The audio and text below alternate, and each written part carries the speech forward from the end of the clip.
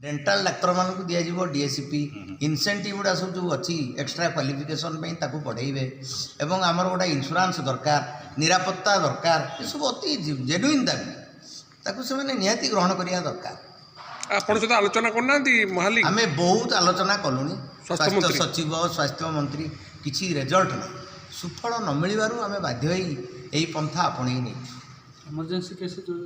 Emergency duty चलो कारण आम रोगींकर जीवन हानि न हो सेटा प्रति सतर्क अच्छु किंतु ओपीडी प्रोग्राम टाक आम बंद करने को बाध्य होचु से भी आमर इच्छा बाहर आम बाध्य होचु कारण सरकार अणदेखा जो रोगी हंतसंत हेबे ओपीडी बंद हो रोगी मैंने तो टिके असुविधार निश्चय पड़े से जनता जनार्दन हिसाब से पाखे गुहारि करुच्ची अवस्था सरकार शुणु से मानकर इच्छा पूरण पर आमरी इच्छा पूरण करूँ ए रोगींकर स्वार्थ निहित रोचे। Thank you. अनुरोध करुचु आम सहित आलोचना करने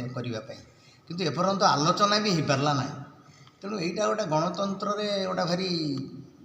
एटा परंपराटा यहीटा रहा उचित जे शासन मुख्य जी हूँ राज्यर मुख्य सी आम सहित आलोचना करवा उचित 6000 डाक्तर 14774 डाक्तर काम करते चापरे काम करुँचे प्रमोशन दिहनी डीएसपी दि जाऊनी तांकर कैडर पुनर्विन्यास करा जाउनी केबिके जी रही एपट को अणा जाऊना इन्शुरांस गोटे भी करा जाउना निरापत्ता तो छाड़ निरापत्ता बलय भितर प्रशासक माने किंतु निरापत्तारू बाहर डाक्तर माने यही अवस्था जदि रे डाक्तर माने कौन काम करेंगे 15774 डाक्तर काम 6000 डाक्तर केमिति करेंगे माननीय मुख्यमंत्री एटा निश्चित भाव में ग्रहण करियो बोली यही आलोचना करने आम आशा करुचु किंतु आम आशा एपर्यंत पूरण हो पारनी 3 मास बीती गलानी आउ स्वयं सी निजे डाक्तर कॉन्फ्रेंस रे बालेश्वर रे 2024 सेप्टेम्बर 18 तारिख रे यही कथाटी कही डाक्तर जेतिक दाबी जेतिक आवेदन सबुगुड़िक जुक्तियुक्त न्याର୍ଯ୍य ताकू निहाती पूरण करा दरकार कहीं आज पर्यंत किसी हो पारनी तेणु देखो एक घंटिया बंद जो चली ओपीडी ता सहित एनएचएम वर्क बॉयकट सेटा भी चली 4 तारिख पर्यंत चलो 5 तारिख रु 2 घंटिया बंद पालन करूँ आम ये बंद ताकू जो आम करूँ 2 घंटिया सेटा हूँ प्राय 9 रु 11 सब जगार कर सरकार आहरी चाप प्रयोग करने किंतु इतिमध्य आमर नुआ मुख्य शासन सचिव जॉइन कर आगुरी स्वास्थ्य सचिव थे तेणु आशा करूँ ये समस्यार समाधान निश्चय से बहुत शीघ्र करेंगे। राज्य साधारण संपादक ओमसा कौन सर आज आपनकर जो बॉडी निष्पत्ति नेला कौन निष्पत्ति आज जो सेंट्रल एग्जीक्यूटिव कमिटी कार्यनिर्वाही कमिटी थिला मीटिंग से आंदोलन को आउरी तीव्रतर करने की है जमती चली 1 घंटिया ओपीडी बंद ता 4 तारिख पर्यंत चलो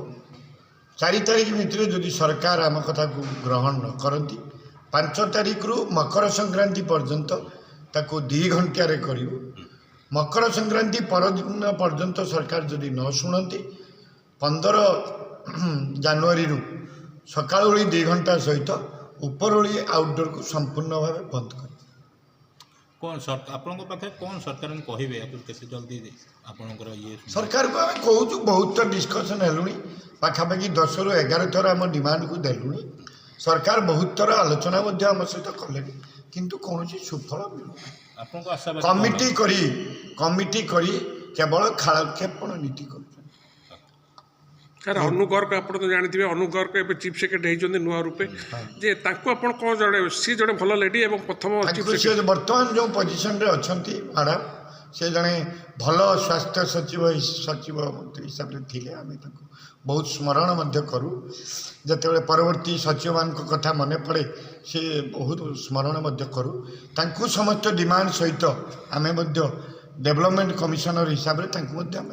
जनईचु चिठी करके मेल जनईचु आशा करूँ नुआ मुख्य सचिव शासन सचिव ठारू जे आम दाबी को सहृदयतार सहित सी आलोचना करेंगे एवं आम दाबी पूरण कर से अग्रणी भूमिका एवं आपण मान थ्रोरे माननीय मुख्यमंत्री की मु अनुरोध करुच्ची 6000 कैडर आपण को अपेक्षा कर निष्पत्ति को दयाकोरी ये गोटे स्वास्थ्य विभाग गोटे आपणकर अति गुरुत्वपूर्ण विभाग मु आपण मुख्यमंत्री को ए प्लाटफर्म आपण को अनुरोध करुच्ची आपण हस्तक्षेप करंतु एवं आमको ए आंदोलन को तीव्रतर करने बंद कर। धन्यवाद।